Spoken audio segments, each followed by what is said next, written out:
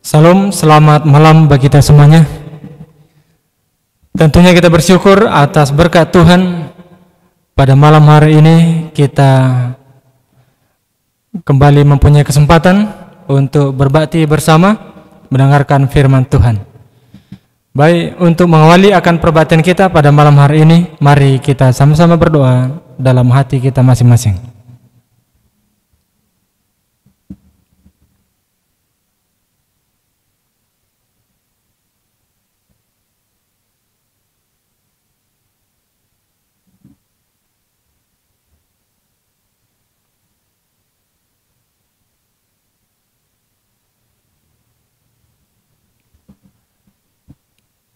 Kita puji Tuhan melalui bernyanyi dari lagu Sion edisi lama nomor 153. Lagu Sion edisi lama 153, Aku Orang Dagang.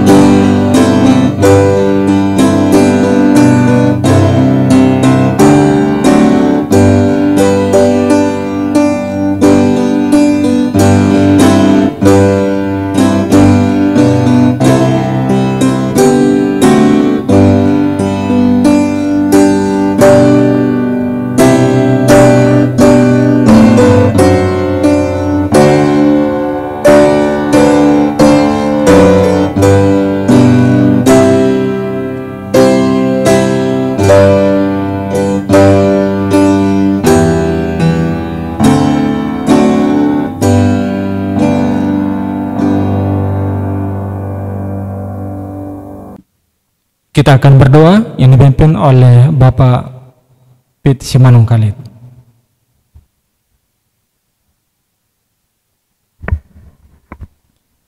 Kita tunduk kepala, kita berdoa.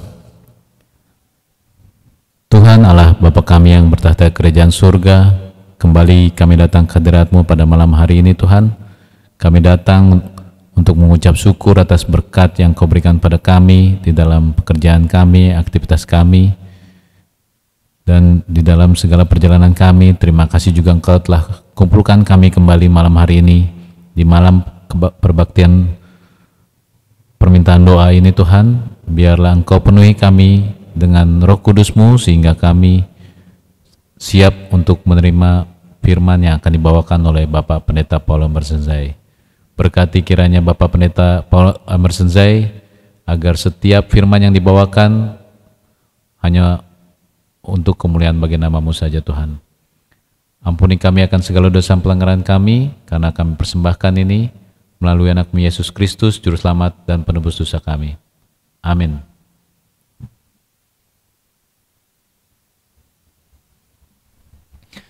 Baik, mari kita persiapkan hati dan pikiran kita. Kita akan mendengarkan firman Tuhan yang akan disampaikan oleh Pendeta Jai. Kami persilakan.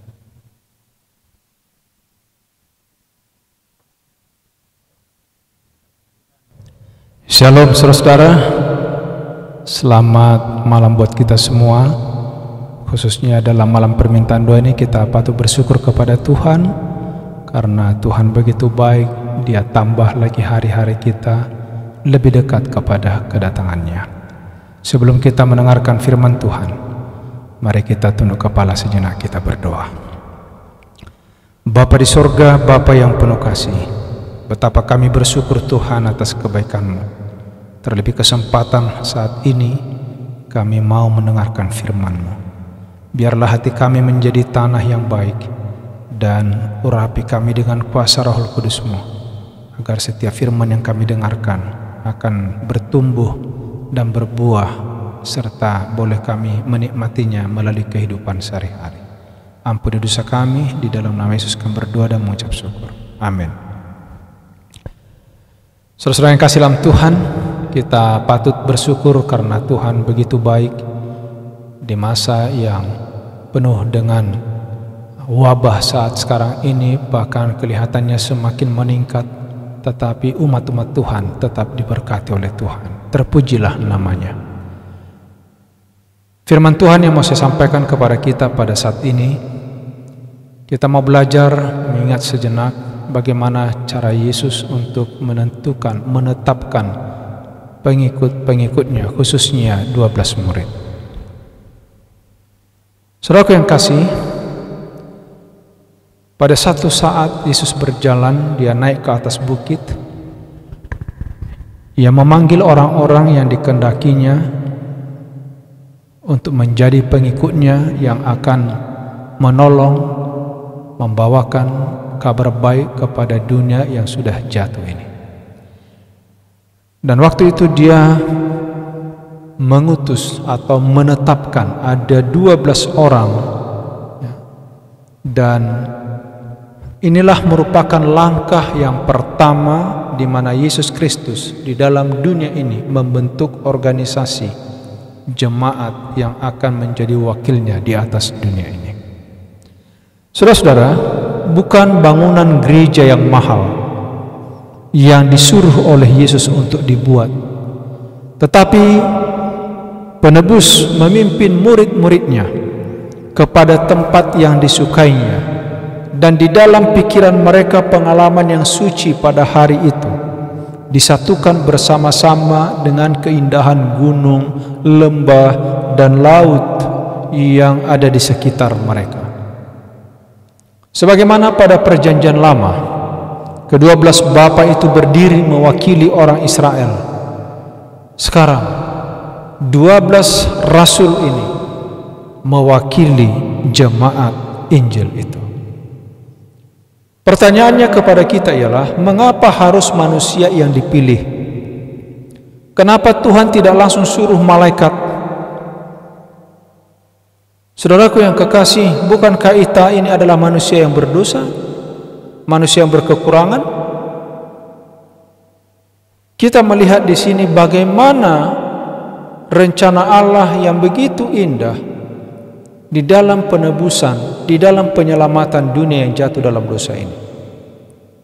Justru juru selamat mengetahui bahwa sifat-sifat mereka yang dipilihnya, bahkan kelemahan mereka, kesalahan mereka terbuka di hadapannya. Dan disinilah kita melihat bahwa Allah tidak melihat manusia dari latar belakang mereka yang lemah,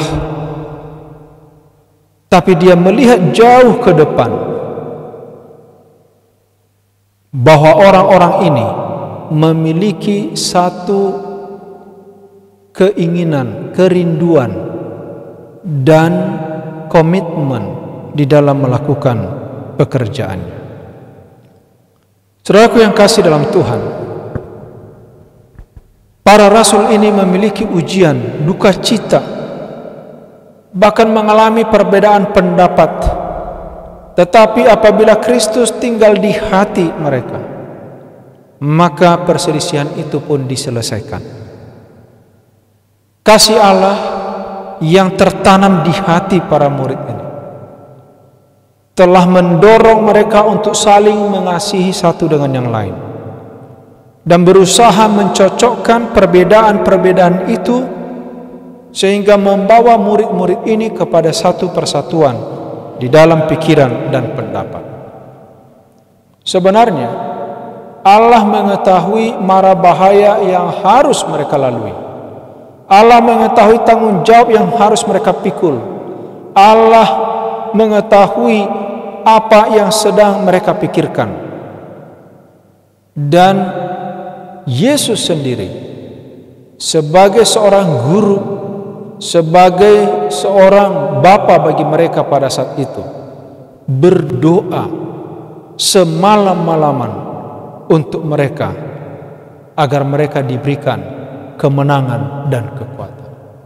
Saudaraku yang kasih dalam Tuhan, kita boleh melihat pemungut cukai Matius dan Lewi, Simon yang berapi-api dan cepat marah, seorang yang sangat benci kepada kekuasaan Roma, Petrus yang cakap tetapi seorang yang gegabah, Yohanes dan Yakobus yang bertujuan keras dan berterus terang.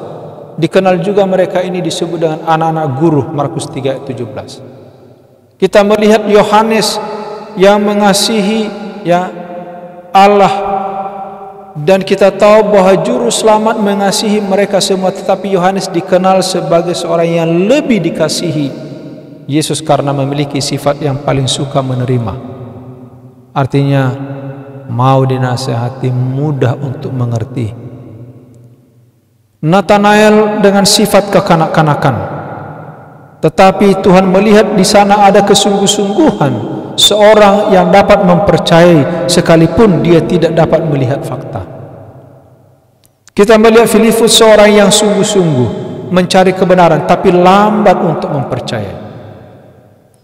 Apabila 5.000 orang dikasih makan, pada saat itu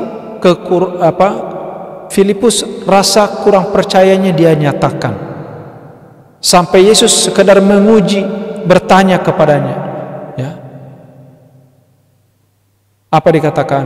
Di manakah kita akan membeli roti supaya mereka ini dapat makan?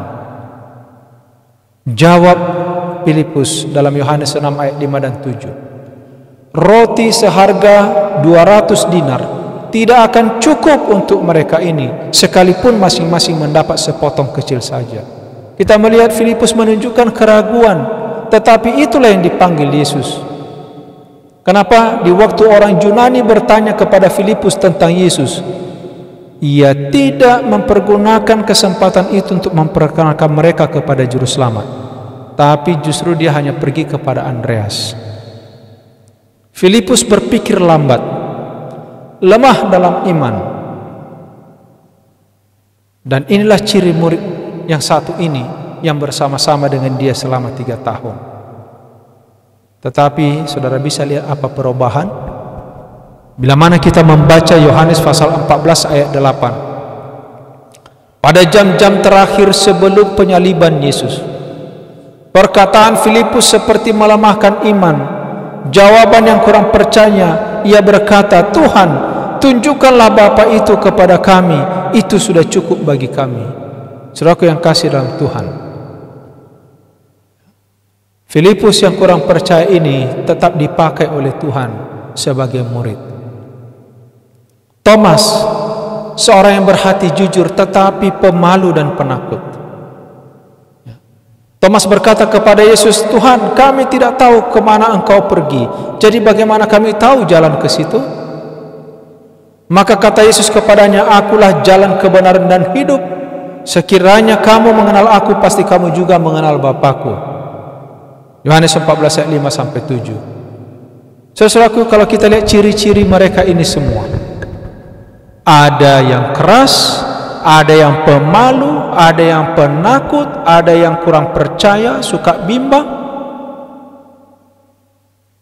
Yang berikut ini malah lebih hebat lagi, namanya Yudas Iskariot. Pada waktu Kristus sedang menyediakan murid-murid untuk pelantikan, seorang yang tidak dipanggil, ini tidak dipanggil, ia mendesak dirinya di antara mereka itu. Ia tampil ke depan, meminta tempat di tengah-tengah murid itu. Dengan kesungguhan yang sangat dan tampaknya ikhlas, ia berkata, "Guru, aku mau mengikut engkau kemana saja engkau pergi." Saudara lihat, Kristus bukan menolak dan bukan menerima, tetapi hanya mengeluarkan kata-kata yang menyedihkan. Inilah jawaban Yesus kepada Judas Iskariot di dalam Matius pasal 8 ayat 19 dan 20. Kristus bukan menolak dan bukan menerima dia. Yesus berkata, "Serigala mempunyai liang, burung mempunyai sarang, tapi anak manusia tidak mempunyai tempat untuk meletakkan kepalanya." Kenapa Yesus menjawab seperti ini? Sesungguhnya Yudas percaya bahwa Yesus itu adalah Mesias. Dan oleh bergabung dengan rasul-rasul itu, ia berharap akan memperoleh pangkat yang tinggi di dalam kerajaan yang baru itu. Jadi di pikiran Yudas Iskariot, dia mau bergabung dengan Yesus, dia mau mendapatkan jabatan. Itu makanya tadi Yesus katakan, ya, bahwa serigala punya liang, burung punya sarang, tapi anak manusia tidak punya apa-apa, tidak punya tempat untuk meletakkan kepalanya pun.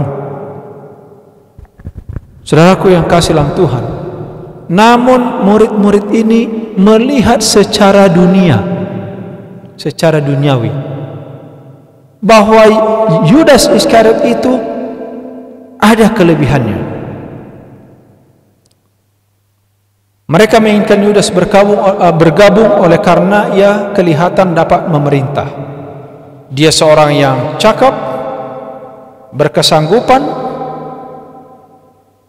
tetapi pada waktu diperkenalkan kepada Yesus, sebenarnya Yesus dingin-dingin saja.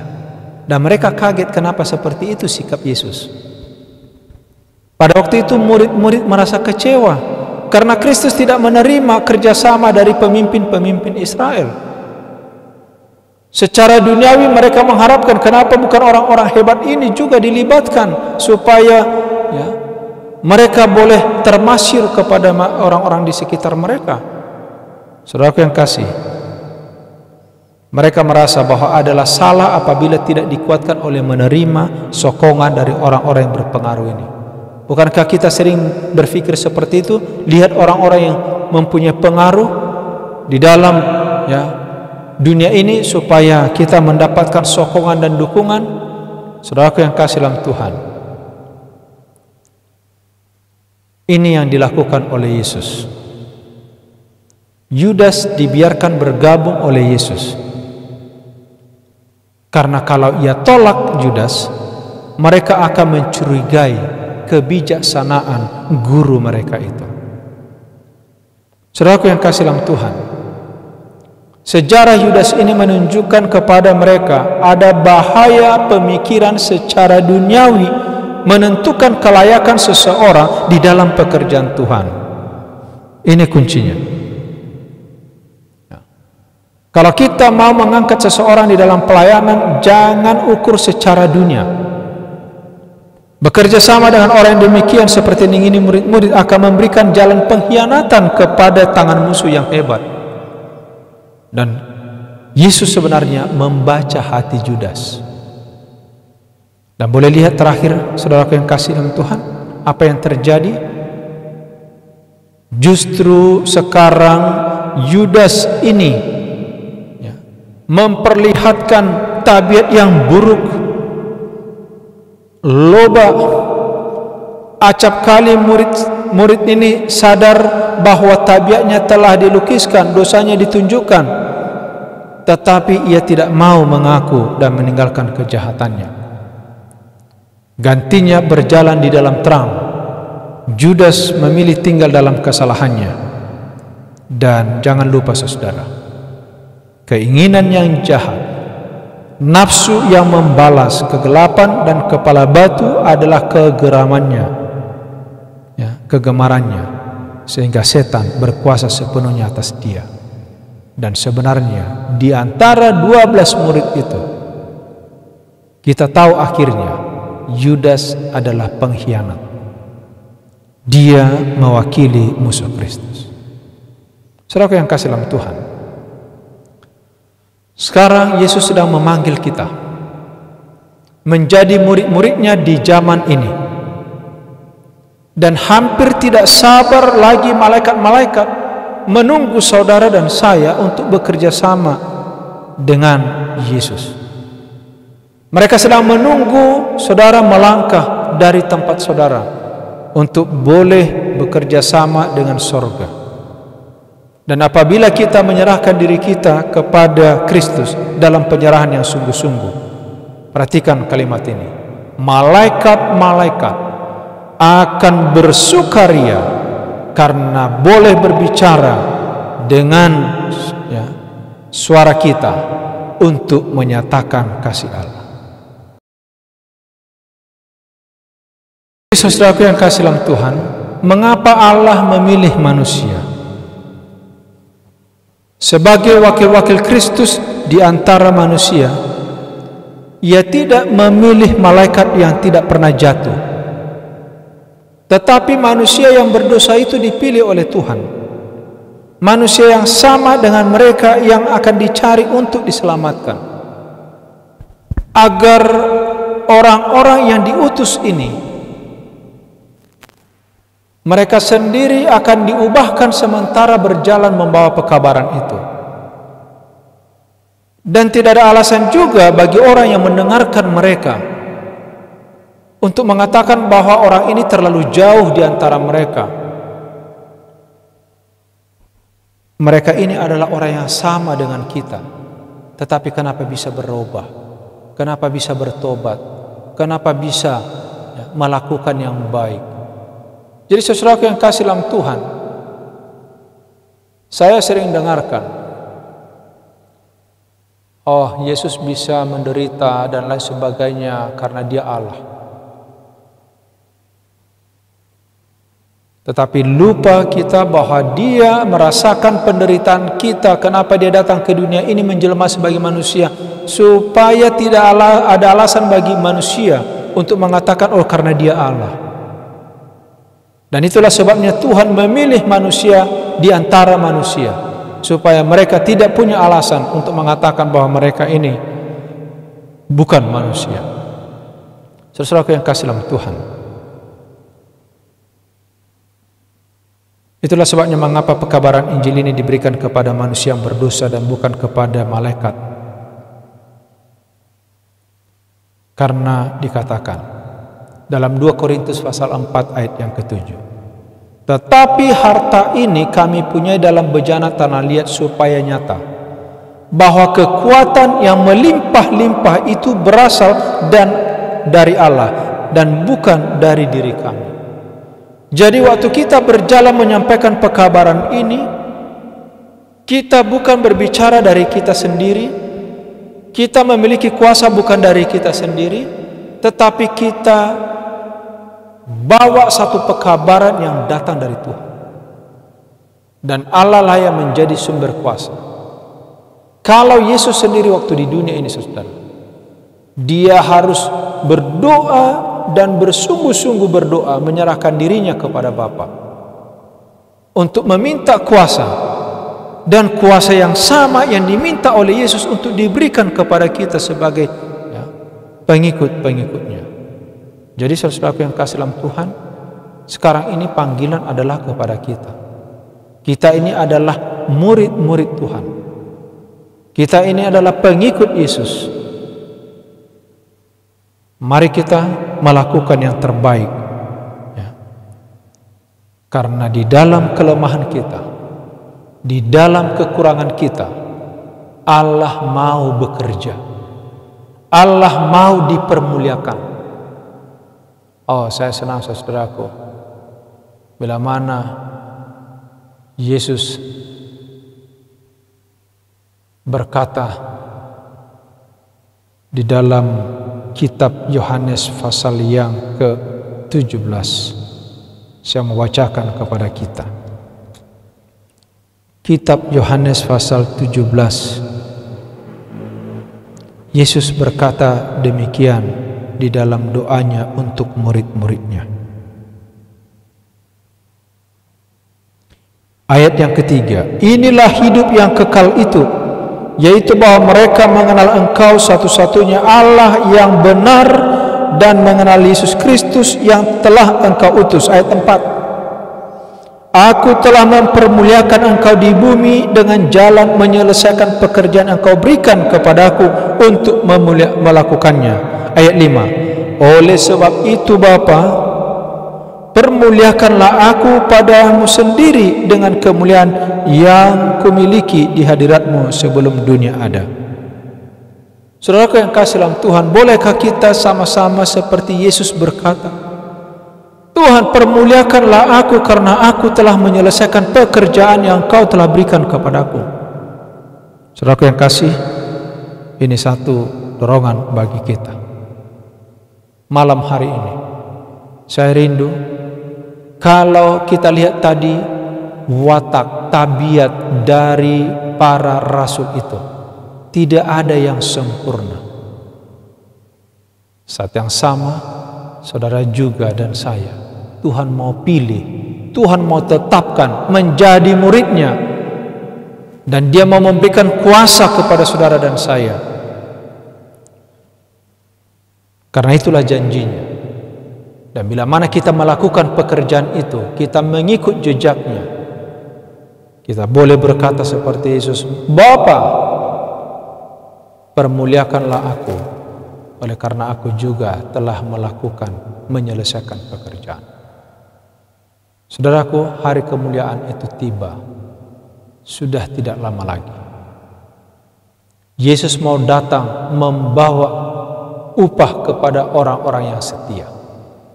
Yesus mau datang ke dunia ini segera, ya, untuk membawa keselamatan, kekekalan yang Dia sudah janjikan. Pertanyaan sekarang ialah, di dalam Yesaya 6 ayat 8, lalu aku mendengar suara Tuhan berkata, siapakah yang akan kuutus? Dan siapakah yang mau pergi untuk aku? Biarlah kita sama-sama menjawab seperti Yesaya. Maka sahutku, ini aku, utuslah aku. Saudara yang kasih dalam Tuhan, biarlah firman Tuhan yang saya sampaikan pada malam hari ini, kita tidak melihat dengan ukuran dunia. Kita tidak memakai takaran manusia untuk memandang kelayakan seseorang menjadi pelayan Kristus. Tapi kita mau pakai takaran sorga, karena sorga melihat adalah masa depan. Sorga melihat adalah yang akan datang, bahwa saudara dan saya, selemah apapun saudara, ya, sekarang ini, ya, separah apapun saudara sekarang ini, asal saudara mau menerima panggilan Tuhan, mau melibatkan diri dalam pelayanannya, firman Tuhan katakan, aku akan mengubah engkau, aku akan menyertai engkau. Dan biarlah kita menjadi mitra dari Tuhan Yesus, karena harinya sudah dekat. Semoga Tuhan memberkati kita. Itulah doa dan harapan saya. Tuhan memberkati kita semuanya. Malam ini adalah malam permintaan doa. Seperti biasa saudara, kita mau menyampaikan doa khusus kita. Nanti pada saat saya berdoa, saya akan berikan waktu kepada saudara dimanapun saudara berada.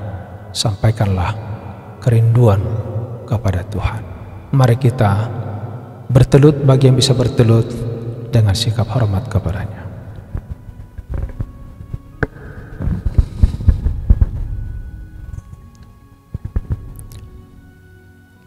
Bapa di sorga, Bapa yang penuh kasih, Engkau Allah pencipta kami, Allah penyedia, Allah pengampun, dan Allah yang menyelamatkan kami.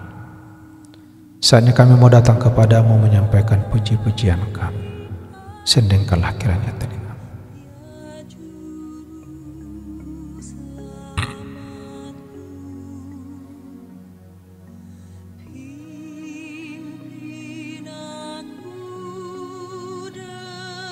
Bapa yang baik, kami manusia berdosa. Kami manusia lemah ya Tuhan, seringkali tergelincir di dalam kekurangan-kekurangan, di dalam kesalahan-kesalahan, baik yang dilihat oleh manusia maupun yang di dalam hati, bahkan yang tersembunyi. Tapi Engkau adalah Allah yang maha murah Bapa. Itulah sebabnya kami datang saat ini mengaku akan segala kesalahan kami. Kami mohon Tuhan, biarlah kiranya Engkau mengampuni kami. Dengarkanlah pengakuan dari anak-anak-Mu.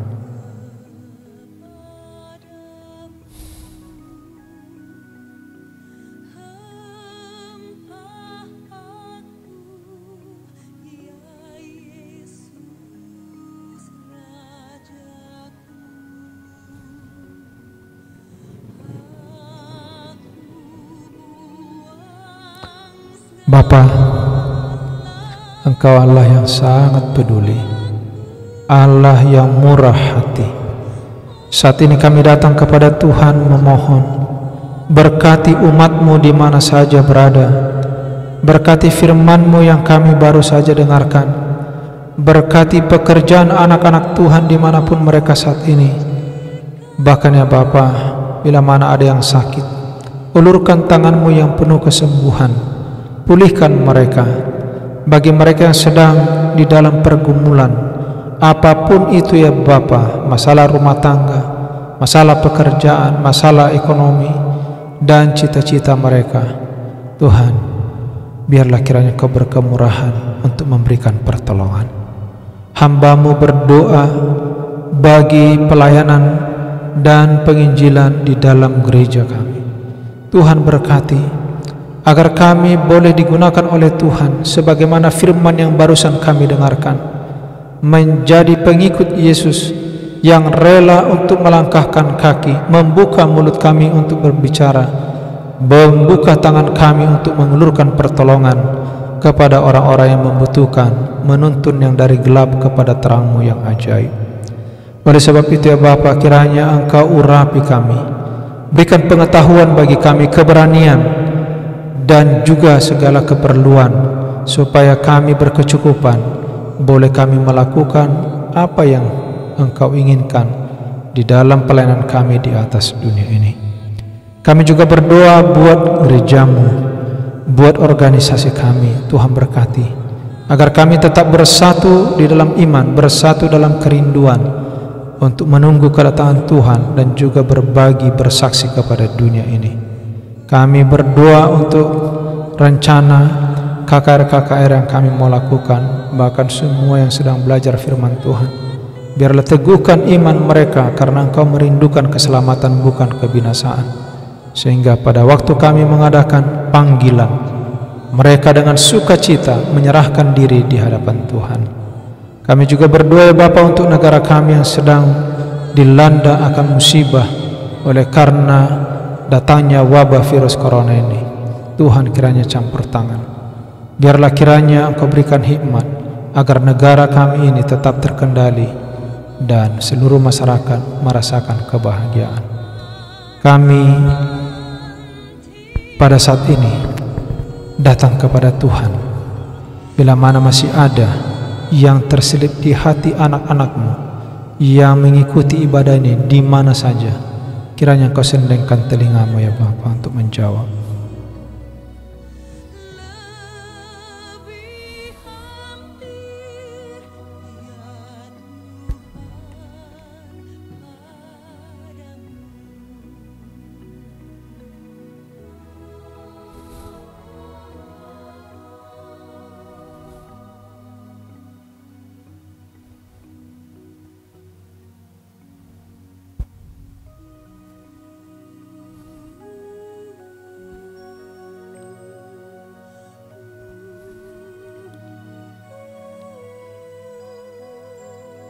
Bapa yang baik, Terima kasih atas semua kebaikan Tuhan.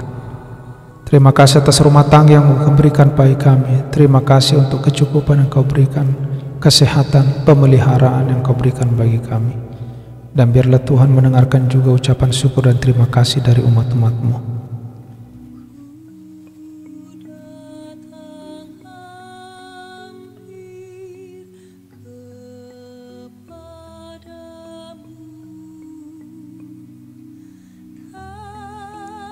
Terpujilah Engkau ya Tuhan, Allah kami. Kiranya kasih karunia Tuhan Yesus, kasih Allah Bapa, persekutuan Roh Kudus memimpin kami, memelihara kami, dan menyejukkan kehidupan kami dari sekarang sampai selama-lamanya. Di dalam nama Yesus kami sambut berkat-Mu. Amin. Kita sambut pekabaran yang baru saja kita dengarkan. Kita bernyanyi dari lagu Sion edisi lama nomor 110. Lagu Sion edisi lama nomor 110, Bila Laut Kehidupanmu Bergelombang.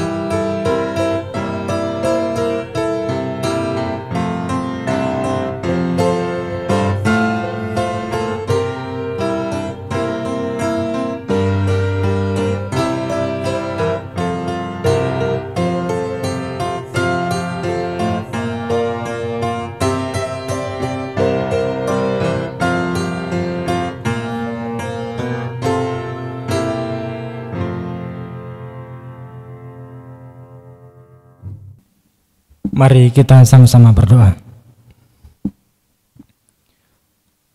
Tuhan Allah Bapa kami bertata dalam kerajaan sorga, kembali kami bersyukur berterima kasih atas berkat perlindungan Tuhan dalam kehidupan kami. Kami bersyukur dan berterima kasih atas firman Tuhan yang sudah disampaikan oleh hamba Tuhan Pendeta Zai. Biarlah Tuhan berkati firman ini untuk kami dapat terapkan dalam kehidupan kami masing-masing. Tuhan tolong kami untuk dapat melakukannya. Bapa kami di surga, memberkati seluruh umat Tuhan yang mendengarkan akan firman ini. Biarlah Tuhan berkati kami, biarlah firman ini dapat menjadi pedoman dalam kehidupan kami, sementara kami akan menjalani kehidupan kami sambil menantikan kedatangan Yesus yang kedua kali. Hamba Tuhan yang sudah menyampaikan firman Tuhan pada malam hari ini, biarlah berkat Tuhan juga akan menjadi bahagian beliau. Memberkati kami Tuhan di sepanjang malam hari ini bila mana kami akan berpisah dari tempat ini. Terima kasih Tuhan, doa ini kami persembahkan dalam nama Yesus Tuhan dan Juru Selamat kami. Amin. Baik, demikianlah perbuatan kita pada malam hari ini. Tentunya kita terberkati atas firman yang sudah disampaikan oleh hamba Tuhan Pendeta Jai. Dan kami juga mengharapkan Bapak Ibu Saudari untuk ikut dalam perbaktian Rabu malam minggu depan. Bagi saudara yang mengirimkan persembahan, boleh mengirimkannya di nomor rekening di bawah ini. Demikianlah perbaktian kita. Tuhan memberkati kita.